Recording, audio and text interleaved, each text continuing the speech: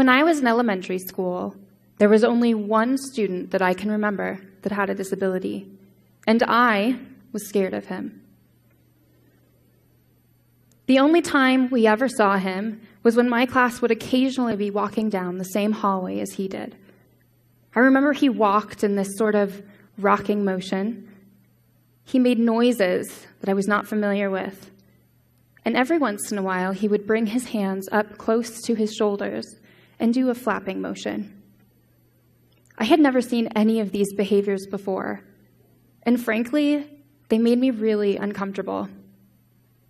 I also remember that there was always a man with him, and he looked terrified the second that he would see my classroom walking down that hallway. His eyes would dart around his environment, wondering what he should do when we got close. And when we did, he would stand in between us and the boy and spread his arms out wide, as if to protect us from him. My class would silence ourselves the second we got close. We'd look at our shoes and walk as fast as we possibly could without breaking the no running in the halls rule. We were scared of him, not because he was mean to us.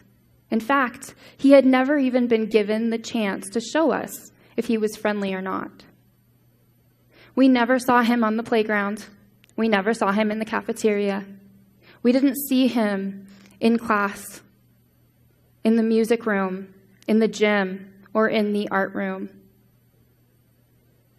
We lacked exposure to one of the first people that we met with a disability.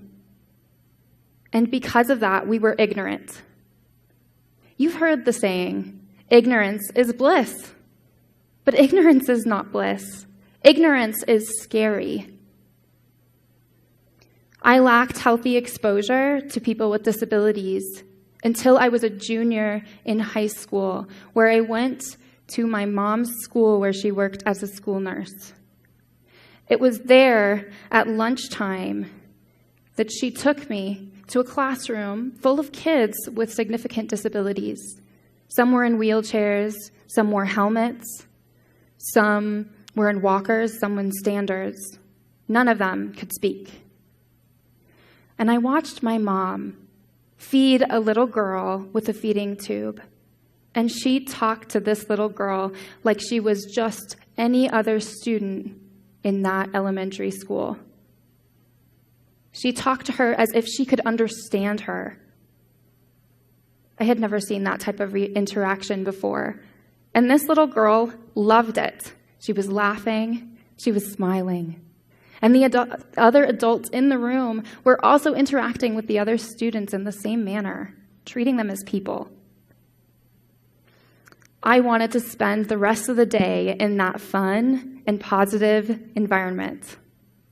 It was there that I found my passion and desire to work with people with disabilities, partly because they were so quick to accept me, and it had taken me almost 17 years to willingly interact with them. I have found that acceptance is possible when you have healthy exposure and good examples to follow.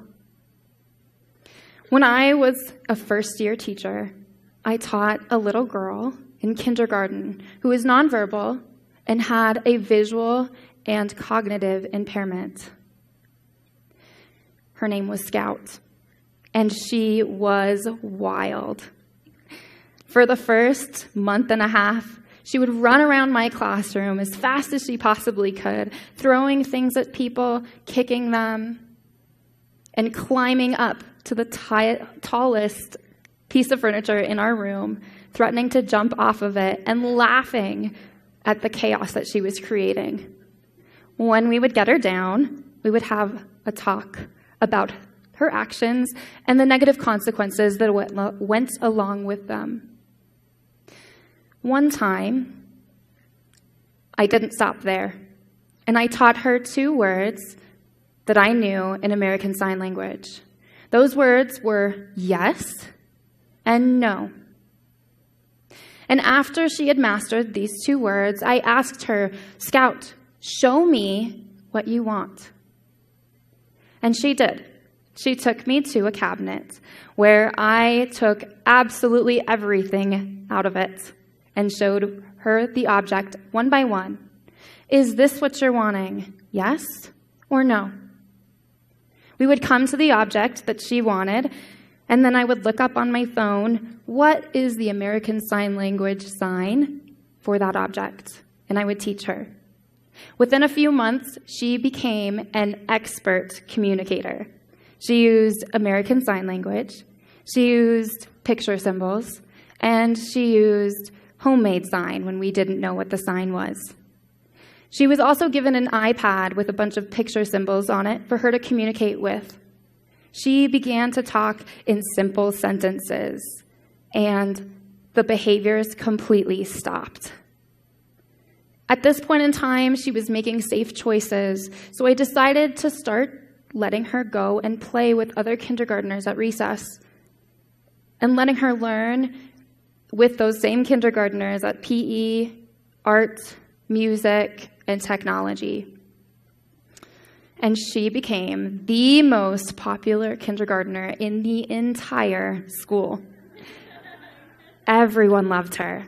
They wanted to play with her at recess, and they wanted to be her partner during those learning activities.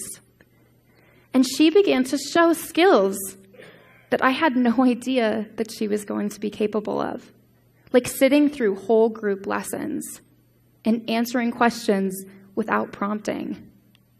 I remember one time in particular, there was a music teacher who was showing a picture of an instrument that was homemade. And he was asking the kindergartners to start identifying what objects made that instrument. Scout stood up, walked to the front of the room, pointed at an object, and went like this. The music teacher had absolutely no idea what she was trying to communicate, but her friend did. In the audience, one of the little girls raised her hand up really high, and before she was even called on, said, "She's trying to tell you it's a wheel." I will never forget the smile that Scout had on her face as she confidently walked back to her seat.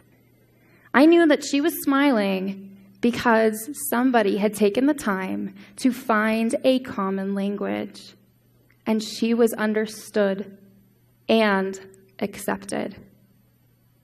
Now, I'm the adult walking down the hall with a student with a disability. And when I walk down that hall, my students normally are asking me questions about the other kids walking down that hall. And I always encourage them to stop asking me those questions and talk to those other kids and ask them what their name is, what they like to do, why they're in the hall, where are they going. And they do. And I will often find them at recess playing with their newfound friends. You see, my students are encouraged and taught to interact with people outside of their classroom. They go to recess just like everybody else. And they get to go to PE, library, music, art, and technology with their grade level peers. They're invited to class parties, and someday, I hope this year, they will get invited to their friend's birthday party on the weekend. Let's interact with people that are different than us. Let us, as educators, teach that difference is okay. And simply let kids with and without disabilities grow up together. Thank you.